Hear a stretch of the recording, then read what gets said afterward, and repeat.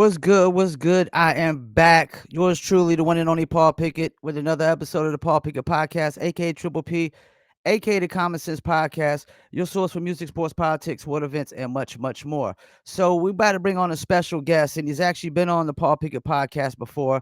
Last time we interviewed him, he was actually 5-0 in Bareknuckle Fighting, and now he's 7-0, and still featherweight champion of the world, the one and only King Kai. Let's bring him on. King Kai, how you What's doing, up, man? guys? I'm doing great. Um, as you can see, retro couch. I'm sitting in my future content room. There's also going to be a gambling aspect. It's going to be really fun.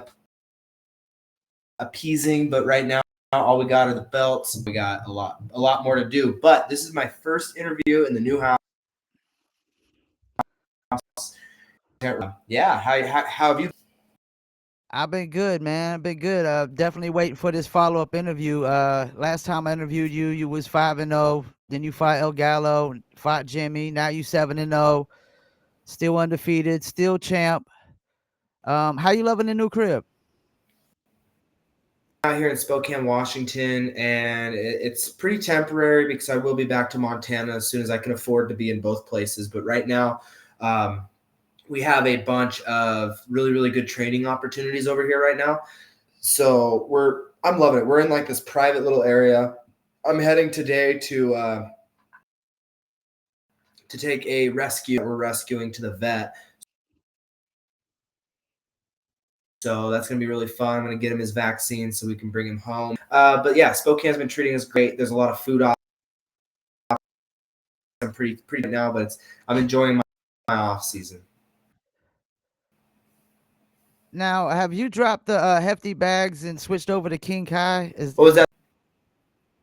The hefty bags. Are you still go by hefty Yeah, we bags, are or officially are you King King Kai Kai. now? That's what I We're thought. King Kai. We're King Kai all the way. Bareknuckle. What? Nothing.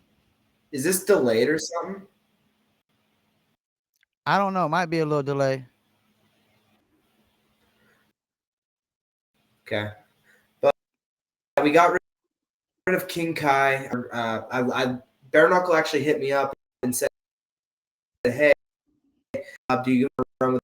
We've seen this. So they must have known that I was going to become the king. Nobody else is as good as me, and yeah, and King Kai is perfect. Being a little bit of a dragon by, which is King of the North, and I love that. I love the correlation, and a lot of the fans love it too. Now, what does it mean for you every time you fight in your home state of Montana?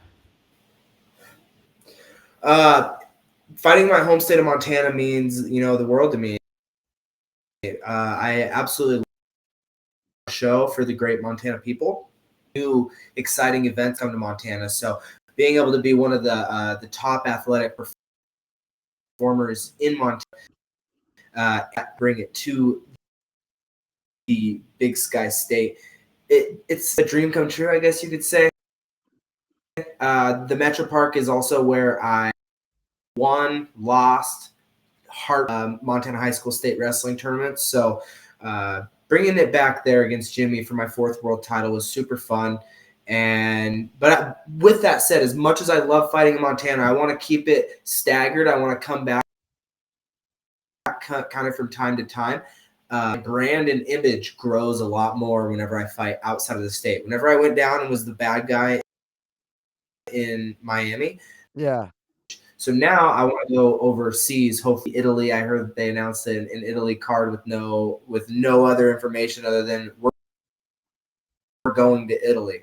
So sorry, I want to become worldwide. I do think that King Kai is something that in the combat sports world for a long time, and I can't keep limiting myself to the U.S. market. Bareknuckle is huge overseas, and so I would love to represent either the United States of America or my home Montana abroad, and beating me, but I do see some more exciting matches with guys from over there than I do from the American side. I've completely wiped out the division. I don't see anybody else that'll come. Nobody else has fought a number one contender fight to actually earn it. So I'm totally I want to go fight the toughest. So at your weigh-in with Jimmy, you came out with a dozen of Krispy Kreme donuts. Why was that? Well, Jimmy is a police officer, and he's always posting. He owns a donut shop, or maybe it's his wife's donut shop, and I just wanted to send him with a retirement gift. And for how tough the fight was, I don't see. We might not see Jimmy Rivera retire. So maybe it was just a stupid joke, but attached a card in there that said, "Thank you, thank you for celebrating with us. Cheers to retirement." And the donuts ended up not going home with him and his team. His team actually hit me up the phone at some of those donuts, bro. Like, why'd you take them? I was like, I didn't take them. But it was just, I was just trying to make a good show. And done. The fight was amazing. Like, hats off to Jimmy. I hope that if he does retire, whatever he chooses to do, he does it with full happiness. Like, he's a tough competitor, great sport. He gave me the most adversity that I've seen in a fight. That's why I'm super happy I got to share the ring with a legend like him. So was your game plan any different fighting Jimmy than anybody else? The game plan is always different, and that's only because I'm growing. I don't train for a specific opponent ever. I'm always just training to be a better King Kai, because I'm doing this for the love of the game. A lot of these guys are chasing money, chasing titles. Like, trust me, I want a Montana ring. That's going to be expensive. So maybe I am chasing money a little bit, but I life without this, and that's one thing that I'm willing to say on camera is I don't care about losses. All I care about is getting better and sure that I'm doing what I'm put on earth to be doing. And if I woke up one day where this wasn't fun anymore, maybe I'd try to call it quits. But the sports, all combat sports, and honestly, life to be focused on wins and losses. Choose something you love to do and run with it. And if it becomes not fun, there's millions of other things in this world that Now, in the second round, you punch Jimmy in the head. He hits the knee. The ref doesn't call it a knockdown. What were you thinking at that time? when the second round knockdown, obviously any sport with a judge or a ref, humans make mistakes, human makes errors, and Dan Mergliotta is one of the best refs to ever do it. So Definitely. as much as I was irritated, I feel like I rushed myself back into the fight, which is also why the very next punch that was thrown, Dan Mergliotta he didn't call it because he knew he made the mistake, and that's what a true do. He fixed his mistake. Life moves on. That one took care of itself. In Florida, and Andrew Glenn's another one of the best refs ever. There was more called. Brian Duran turned up against the ropes, and I didn't get a standing 8 count. I actually asked the question in the fighter meeting in Montana. Andrew Glenn was standing right there. And he cowers away from me and turns their back. What's the ruling on that? Because my last fight, there was no call. And Dan Mergliotta straight up said that he would say that is a submission. And life moves on. But now I've heard it from all the refs that that's a stop. That's why as fighters, it's our job, our fight. Don't get mad about it. Just ask to clarify it. That way you know how the ref is going to judge it. And then after that, if they make a mistake, then we have grounds to go like, what's up, bro? What's up? But so you can't blame a legend ref like Damer Goyata off of that one mistake. Now, you're tied second all time in title defenses with my guy Redneck Mandel for 3 title defenses, and you're only behind Luis Palomino, who has 6. Is that a goal you're gonna try to reach? Yeah, absolutely. I honestly think that I can defend my belt, well, defend a belt from any division, whether they shot the 155-pound shot or they force me. Which, just saying, I do see overseas matchups, but on the state side of things, there's nothing that excites me and gets everybody else. I honestly believe that I wouldn't take it seriously because I'm going to mop the floor with them. We've seen all these guys, a 6-0 homegrown guy. I think Howard Davis was 5-1 or 6-1. We saw and now it's time to really let me challenge myself. Like at this point, won 4 world titles. I'm not worried about winning it out. Like, how good am I? Like, how good can I really be? I need newer faces. I need better matchups, and I need bigger arenas. And with that, you're going to be seeing King Kai going straight in the air, and I wouldn't trade it. I wouldn't trade this off. I have big shoes to fill, and by God, I'm going to fill them. Now, as I go down the rankings for the featherweight, you beat everybody ranked except Brandon Allen, who definitely wants to fight you bad. Are you looking past Brandon Allen right now for like bigger fights? The only reason Brandon Allen is number 1 in the rankings is because of everybody else. He doesn't have one win on anybody of those guys that got world title shot. Yeah, you're right. I think that should be absolute criteria, is at least one top 5 win. I'm at my 5th top 5 win, so everybody can suck it. I just think that if they really, really want a world title shot, they'll be willing to prove that they want the world title shot. So I'm not really worried about it. If BKFC made me fight him, he is payday for me. However, it does nothing and cusp. And to go over that cusp, they need to be worldwide, which is why an overseas fight makes the absolute most sense, especially because Brandon Allen is trying to disrespect our division by literally begging for a world title shot after beating a will. Come on, bro. Like, let's be like, that's why I'm also trying to be respectful. I do think 145 is the toughest division out there. I think everybody in that top 5 is tough, but we've also seen what I've done.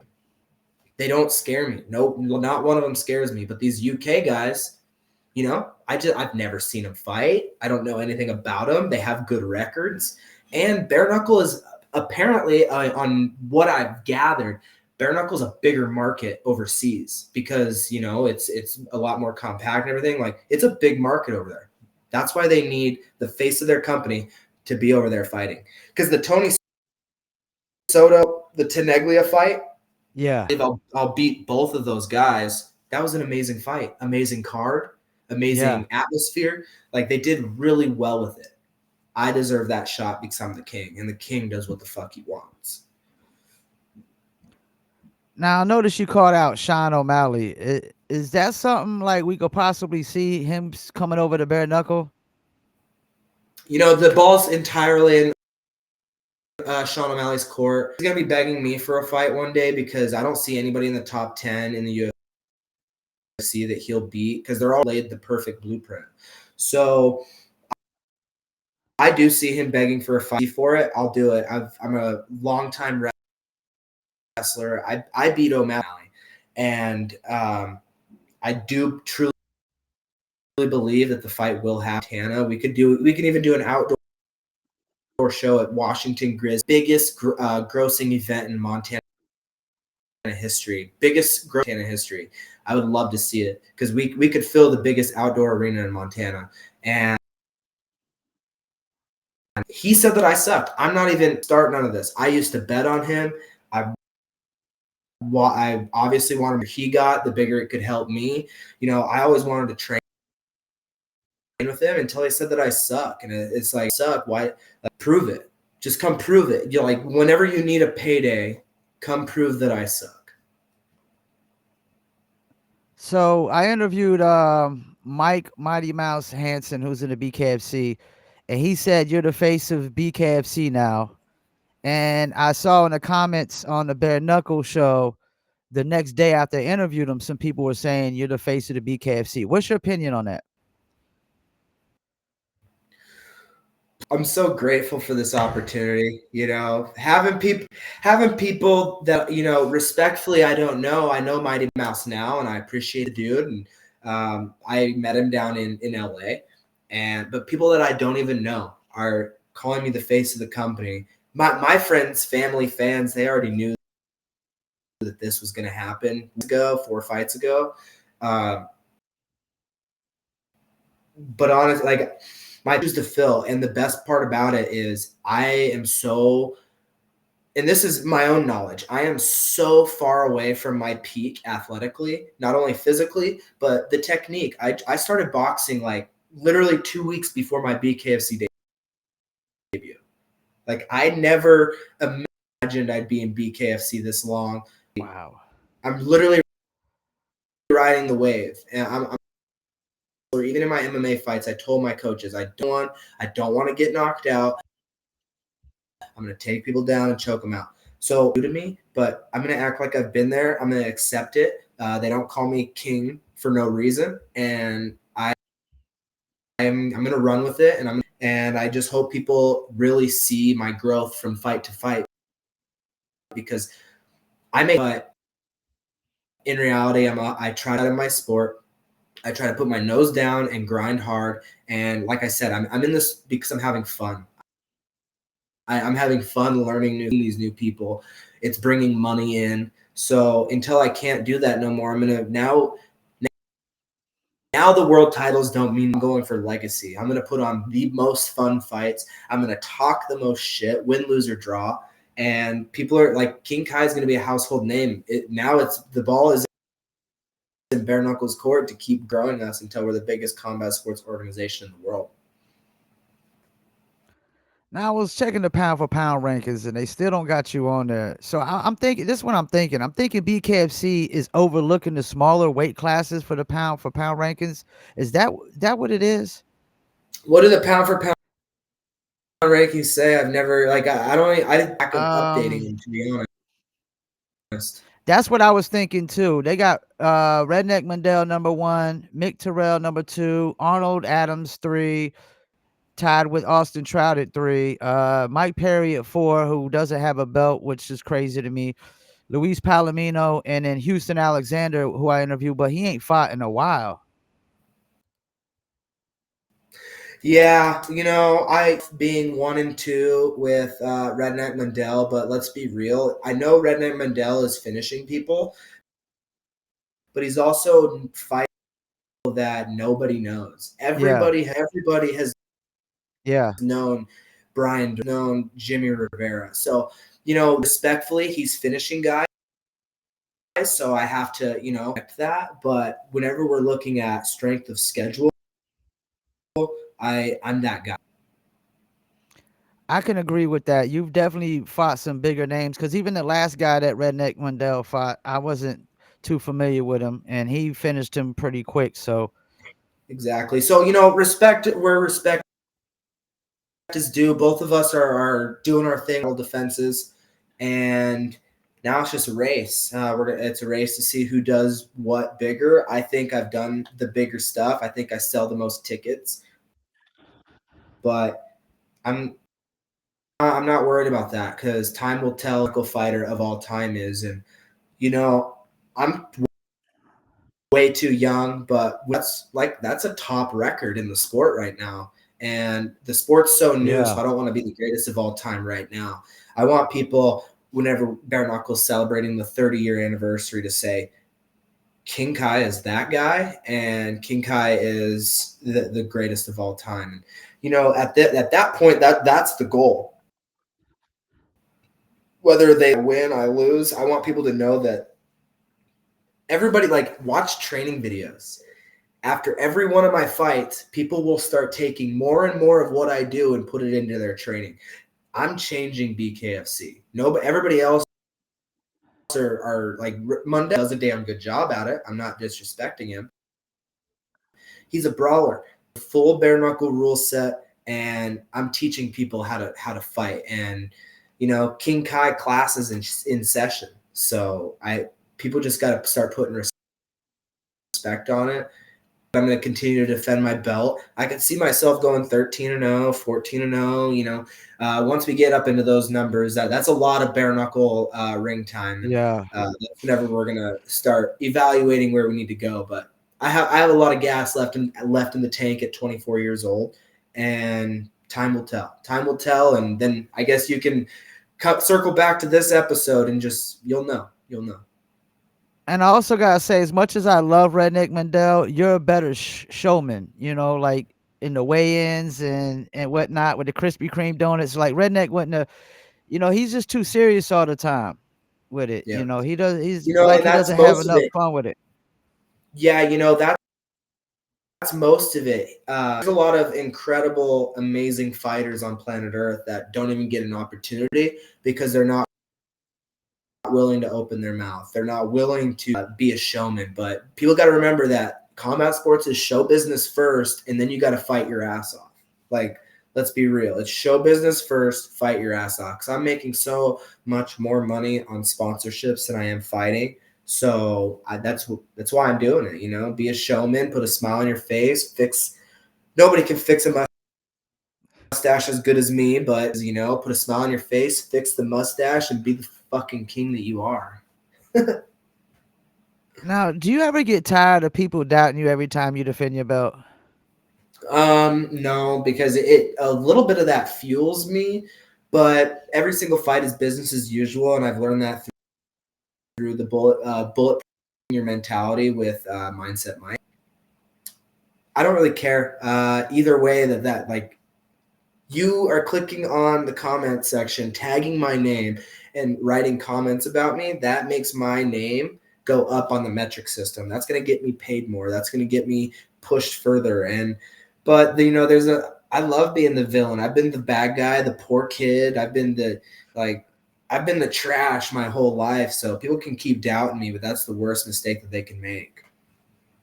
You think being so young in this sport and so successful, that's why like there's a target on you to just like everybody wants to dethrone you bad, man. I'm telling you. Yeah, everybody wants to, but nobody's willing to put in the hard work it takes to beat me. I'm the hardest worker in the world. Especially in this space, a lot of I bring the wrestling mindset. A lot of wrestlers slow down in their training because they're like, oh, this is a less of a grind.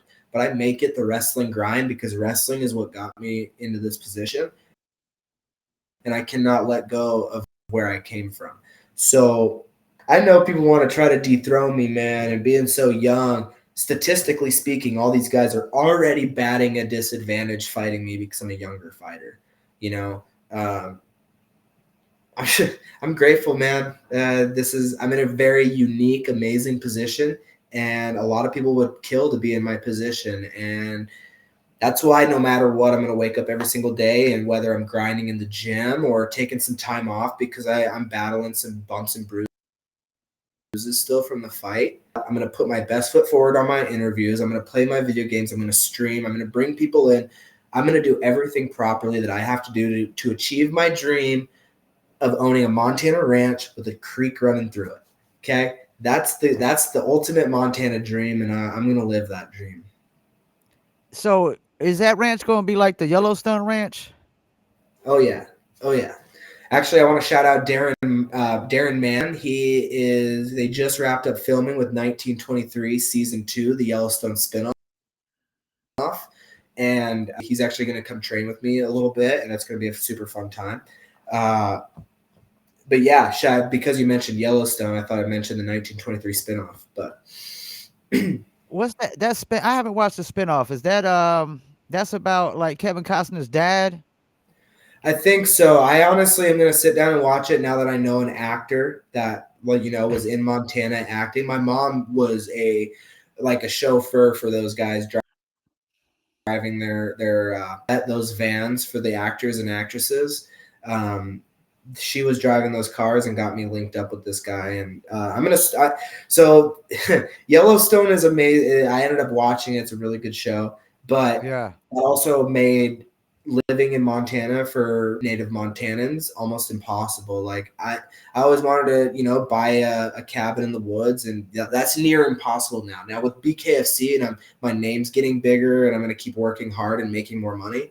Like I might have a chance one day, but those shows really drove the out of state traffic, and super real prices are like near impossible. So I have big dreams to fill, because I do want the Montana Ranch to come through with the creek running through it, but it's going to be expensive. Yeah. But I do think that I'm going to be one of the greatest combat sport athletes of all time. So I just got to keep working hard, and I'll get whatever I want. So So what you're saying is what they were fighting in Yellowstone, like they were fighting where the way of life they didn't want it to go so fast and progress so fast. It's actually progressing in real life now.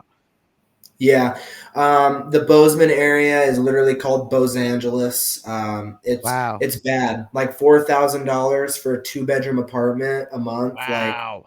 Like it's scary being a native Montanan and wanting what I want, but you know that just means I got to make more money, and then I can get Montana back into Montana. So Now, who do you think is the best fighter in combat sports today? shit, John Jones is still around. John Jones. I don't know a lot of other combat sports in terms of boxing. I know that a lot of people are calling BKFC second to the UFC right now, and I'm the king of the BKFC. So we got Kai Stewart, and we'll probably say Tyson Fury. He's still a dog. So like 3 of combat sports, and let's go. Now, when you saw Connor double the purse for the Tony Loco Soto versus Franco Tanaglia, did that give you any extra motivation to go out and put on a good show every time you fight? As a showman, the I'm not enticed. I have a job to go in there and do, and I'm going to ability every single time. That's what I mentally train for.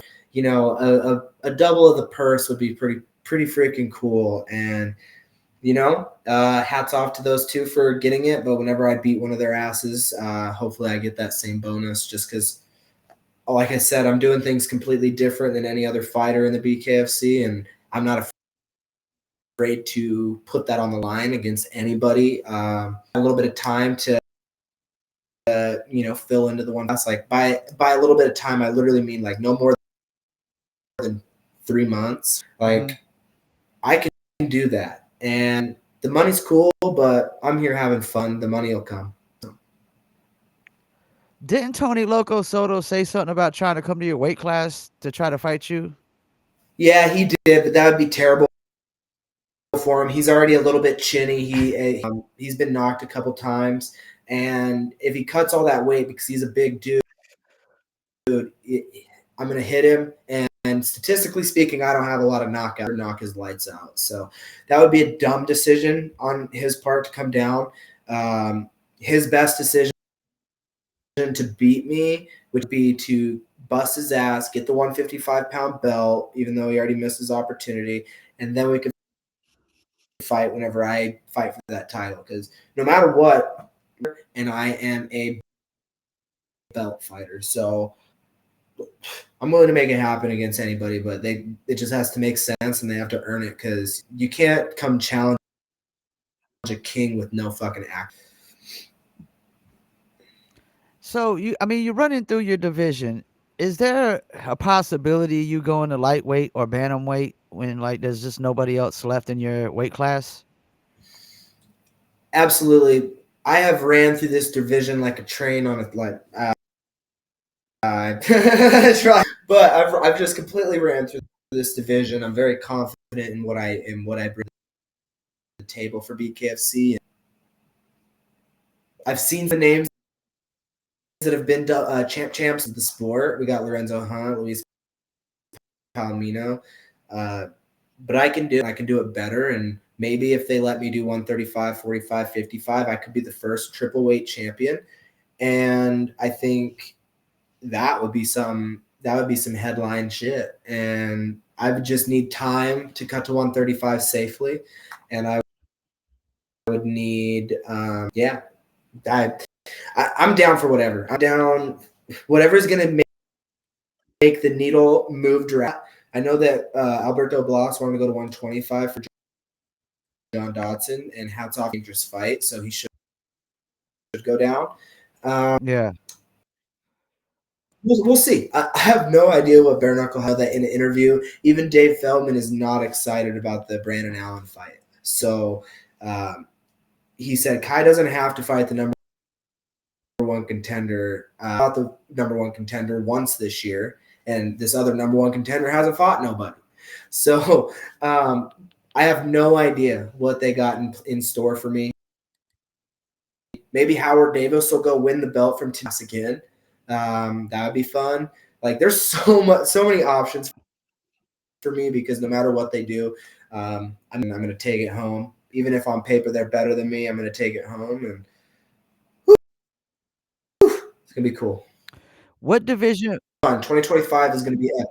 What division do you think would be tougher though? Would it lightweight or a bantamweight? I'm thinking it'd be lightweight. I think lightweight would be a little bit tougher for me just because I'm 45er by any means. Jimmy Uh-huh. Rivera was short, but I think that he Yeah. he had more body.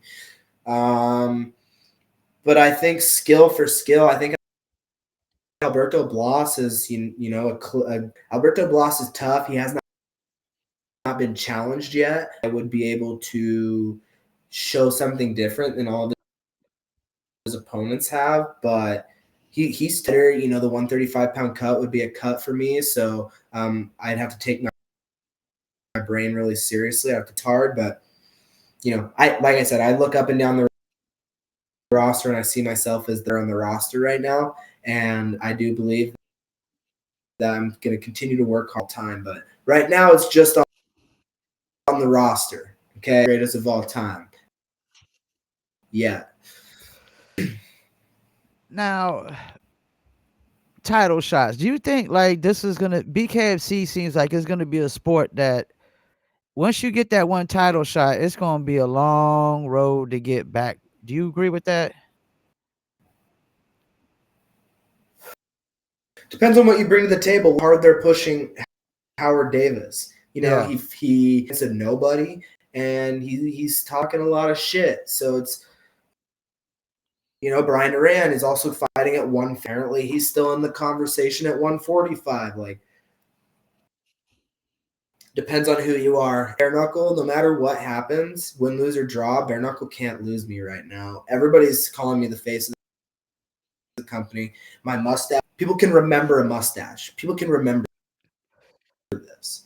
A lot of they just got out of prison and like they look like every other tough guy you see at the local competition. You know, and then I'm fairly good looking. I'm not great. I'd give myself like a 7.5, 8. I got the mustache. I got a good hairdo. Peaky Blinders is a popular TV show. That's kind of the look Yeah. I go for. So it wouldn't be hard for me to get any type of title shot back, no matter what weight class I wanted to do. Because as king, a king doesn't stop until they die, and until I'm done, I'm gonna kind of do whatever I want. Do you think you're like just looking at you as a bare knuckle fighter is just so deceiving to these fighters that they think you might be a pushover, but when you get in there, it's a whole different story? Yeah, it is a whole different story. A lot of people said, and I quote, I don't want nobody taking this out of context, but somebody said, time, he's never had a little white boy talk as much shit as you did. And then I go in there and I did that to him. Like, on the surface, I'm a gaming nerd. I was a very good student. I never had aspirations to be a fighter. I wanted to go to school to be a doctor. I'm not your typical. I'm one of the scariest competitors in combat sports right now. I love when somebody thinks they're better than me because that gives me an opportunity and a goal to just be the best me I can ever be to prove that I'm better. I love having this balance because I'm also like one of the best that BKFC has. I do great things on the outside of the ring. I give back to the greatest sport wrestling. I coach youth wrestling.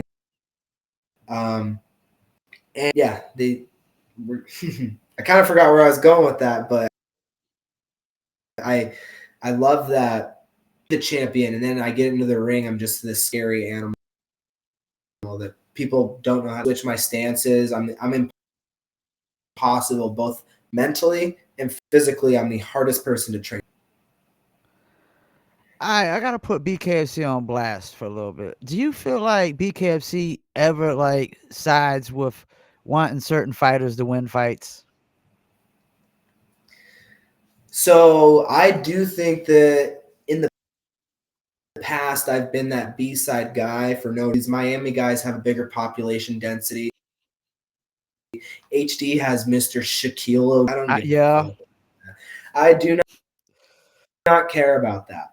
O'Neal also made a public promise that he'd come watch Howard Davis fight, and then he didn't show up for Howard Davis because he knew that I was going to beat his ass. And so I do think that that's happened to me in the past. But no matter what happens, if you get into that ring, there's nothing that anybody can do about it. So maybe they might put a little bit more marketing dollars, but I do think that they, once the ring, once they say knuckle up, it's out of anybody else's hands. And if somebody wants to fucking fight enough, they'll go out there, no matter what the experts may think, no matter what the commentators are predicting. Like, when the race is on, all bets are off. That's actually a quote, a childhood quote that I listen to now before every single match. It's we got ourselves a game. It basically not giving a fuck what people think, and no matter what happens, whenever uh, that's how I live my combat sports life. Like I don't care what nobody says. Like nobody sees how hard I work. They better all the people that they're pushing. They better be doing fucking their training hard because everybody that they've pushed harder than me, I dog shit out of. Like I have made it look relatively easy. Obviously, I get hit. Yeah, they've been 5-round fights, but there really hasn't been any doubt in my fights. yeah. I mean, you ain't been really not. I mean, you barely been knocked down. I've never seen you really too bloody, face swollen, or On none of paper, that. I mean, because Dan Mergliotta didn't call those two in my fight. On paper, I've never been knocked down, so all of them can suck it. yeah, I didn't know much about you at first when I started getting into the bare knuckle side of things, and as I just saw you going through Howard Davis and everybody else, man, I just learned not to doubt King Kai, man. I can't even Going back doubt to you your no more, last, man. going back to your question, me being the underdog because of Bare Knuckles marketing has helped me explode into a king. Most kings come from the trenches and fucking dominate their way to the top, And I've really followed this king's journey because I wasn't believed in. Nobody believed in what I was doing. In an interview said, yeah, whenever this kid showed up, like he didn't even know how to throw a punch. And that's true because I'm not a boxer. Like I didn't want to do this in my life. But them portraying me as this into becoming this fighters on the roster right now, like that, and I hope and I think that it's captivated people like you that didn't really know who I was, but you guys knew who HD was, you knew who Duran was. So it's me in a way by not pushing me because I came from the shadows and now I'm like, oh, King Kai. So, hats off to Bare Knuckle. Does your lady bare knuckle too, Dakota Rough Roads? Yeah, so Bare Knuckle series, and she will be hopefully doing it again. One day she'll take the gloves off, but she does love MMA. She loves Muay Thai, so she's gonna Okay. explore some. Bare Knuckle comes with a juicy contract for her because she was a mitt holder for two of my was what she's doing. Like she's tough, and any wrestling taking away wrestling out of like her fight game because she didn't do it. Like she was a Muay Thai fighter for self defense. Really easy. Her techniques is amazing. If Bare Knuckle wanted a female superstar, but they'd have to come with some money. So Yeah, I interviewed Jessica Borger. She said the same thing. She got into MMA because of self defense, and then just kind of fell in love with it. Man, it seems to be a trend with the females. yeah, which is really good. But on the other hand, there are guys in the high school female wrestling, which in turn will go to college wrestling. Then in turn, hopefully, we see women's MMA just explode. Paid as much as men, and I think that could change as long as viewership changes. And I think to see two chicks in a fist fight, like that's fun. So especially being in something not like MMA where there's going to be grappling and all this, having chicks just throw bare knuckles, and yeah, Dakota would knock a lot of girls out. She hits hard. With one word, describe how you feel right now. Right now, um, like career wise, Yeah. okay. So career wise, I feel like I just have so much room to grow. I'm already one of the best guys on the roster, so I can't let that get to my head. And it happened in the gym. I got a great workout in yesterday, and I'm gonna keep getting better and better and better. I'm still at an amateur boxing club. I'm still just learning how to fight. Like I don't know what the hell I'm doing. Yes, that must mean something. But yeah, as for life, like Bare Knuckles helped change my life, and through Spurs ticket sales, I'm doing pretty good. I'm able to, you know, I content create fight camp, and in fight camp, that's my job, and I love it. I'm super grateful. If I had to choose a feeling, an overall feeling, I'm grateful for the BKFC because with 4 world titles, I'm going to be in the history books. I'm going to be in the Hall of Fame one day whenever they have one. Like my name's going to be remembered for a long time, and I couldn't have had that without Bare Knuckle. It's the tip of the iceberg. So we got a long way to go. Yeah, you're really young, so I mean, you got well over a decade in this sport, I would say. Yeah, we'll see how we go. I want to try to make as much money, but I also want to save my brain.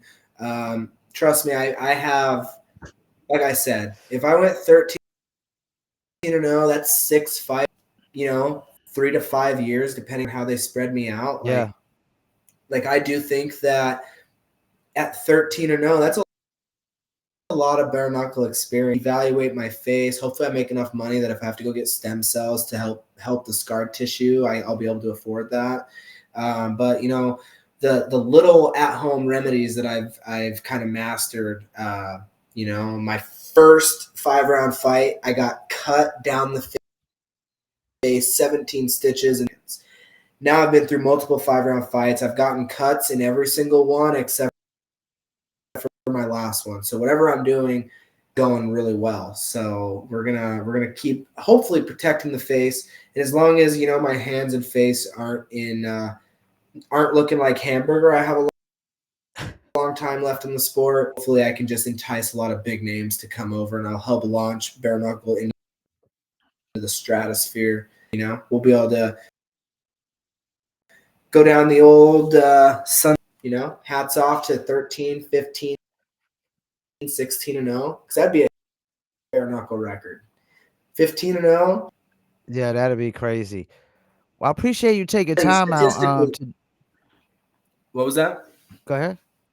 Go ahead. Statistically, statistically speaking, I already have more than half of my fights are title fights and over half of my wins are title fight wins, which I think stat. Hell yeah. Well, I appreciate you taking time out to do this, man, and come back on the show for the second time. You're definitely a man of your word. Before we go though, anybody you want to shout out? You know, Silverleaf, they got me these awesome shirts. They're a dispensary in wax in the state.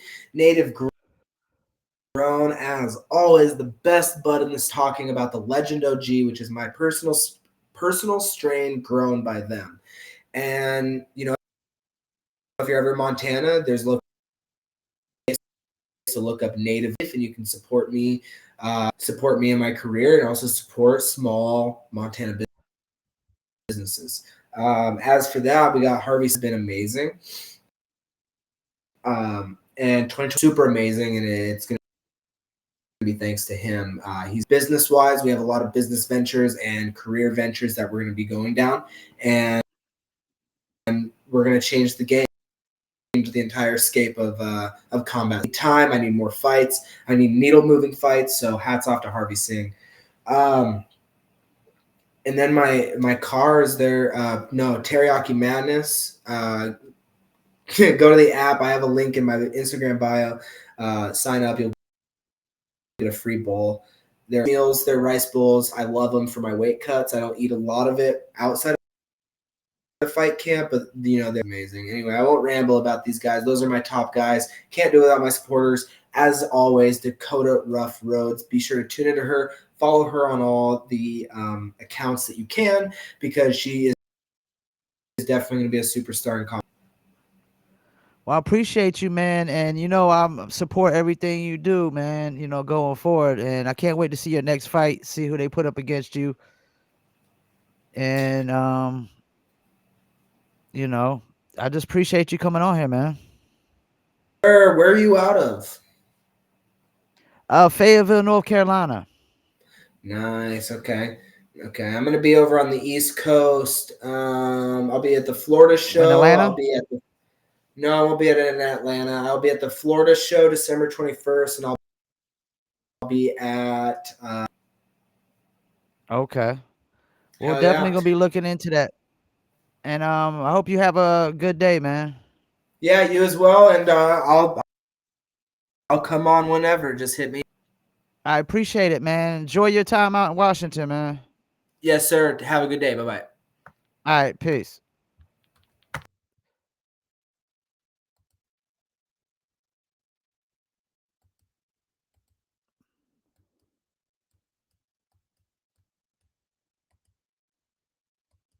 Oh man, look like we froze up a little bit. All right, there we go. Yeah, that was Kai Stewart, man. King Kai, literally 7-0 bare knuckle fighting.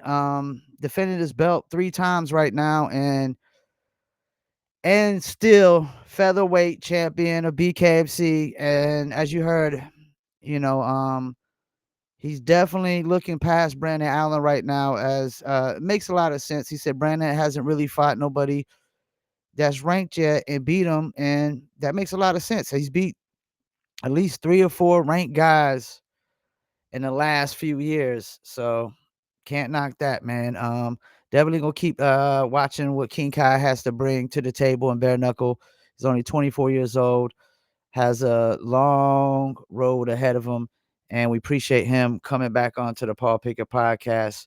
And I appreciate everybody that tunes in. About to get off here and clip up some King Kai clips and wait for see what his next fight's gonna be. Appreciate y'all tuning in. Peace, and I'm out.